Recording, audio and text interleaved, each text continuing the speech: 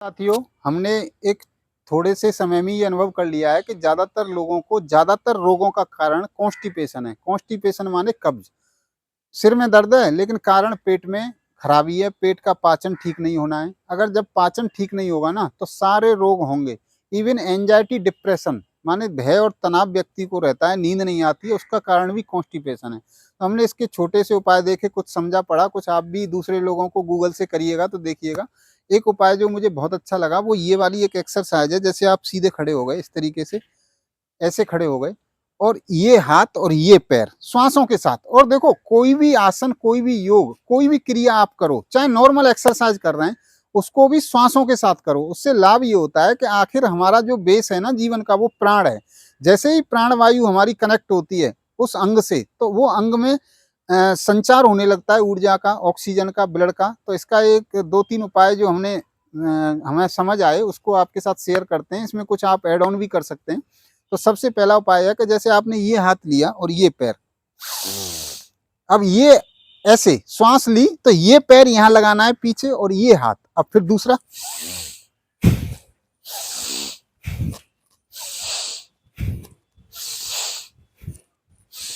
एक बार में श्वास छोड़ो और एक बार में श्वास लो। इससे क्या लाभ होगा, जब ये हाथ रहता है ना, ये पैर रहता है, तो ये कैंची बन जाती है। आपने देखा ये कैंची बन गई, ये कैंची इस तरीके से। और ये कैंची क्या है, हमारा जो पाचन है उसमें लिवर के अतिरिक्त दूसरा जो महत्वपूर्ण ऑर्गन है वो आंत होती है। ज्यादातर लोगों की आंतों की गति है वो धीमी पड़ जाती है, उम्र के साथ समझ लो या गलत खान पान से समझ लो।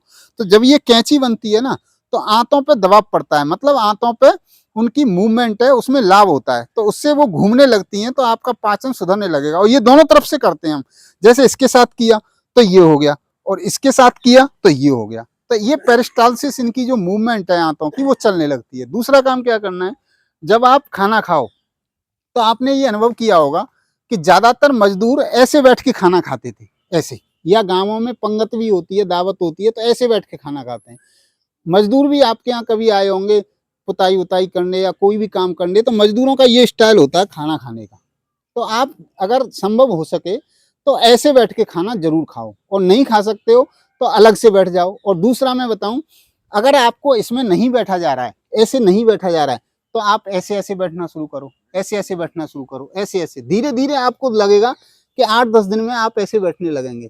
और 2 मिनट खाना खा लिया, खाना खाने के अतिरिक्त भी आप शाम को जब समय मिले, दोपहर को समय मिले, तो आप 5 मिनट 10 मिनट ऐसे बैठो।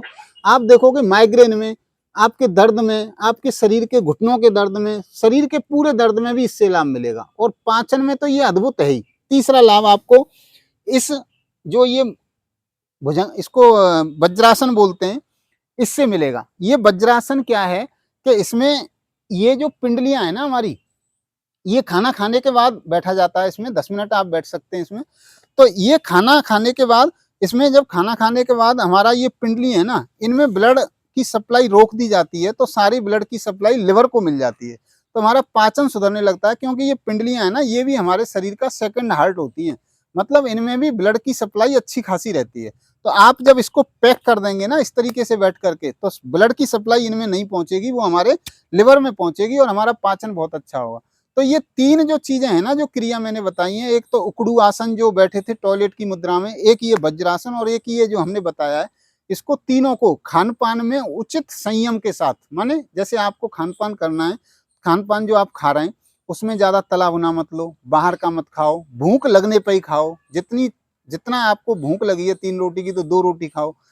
जो जो चीजें होती हैं जिस तरीके की आप जानते भी होंगे, तो उस तरीके के परहेज करने के साथ अगर आप ये करेंगे तो आप देखेंगे कि आपकी कब्ज भी टूटने लगेगी, इससे कब्ज भी टूटने लगेगी। और एक बताऊं आपको, आप इसके साथ एक एड ऑन और कर दें तो आपकी पुरानी कब्ज भी टूट जाएगी। उस एड ऑन का नाम है सेतु बंधासन।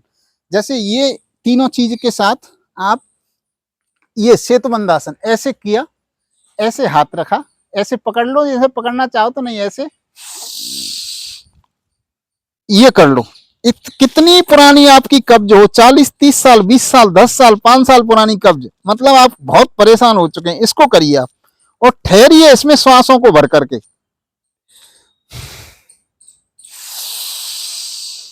श्वास लीजिए पूरा खींच के, और ठहरिए, उस सांस ठहरने से क्या होगा, उस अंग को सप्लाई मिलेगी ब्लड की, ऑक्सीजन की, और फिर उसे रोकिए, फिर उसे खींचिए, रोकिए, निकालिए। इस तरीके से आप देखेंगे इन करने के बाद आपका पाचन एकदम से दुरुस्त हो जाएगा, कब्ज कितनी पुरानी हो वो टूट जाएगी।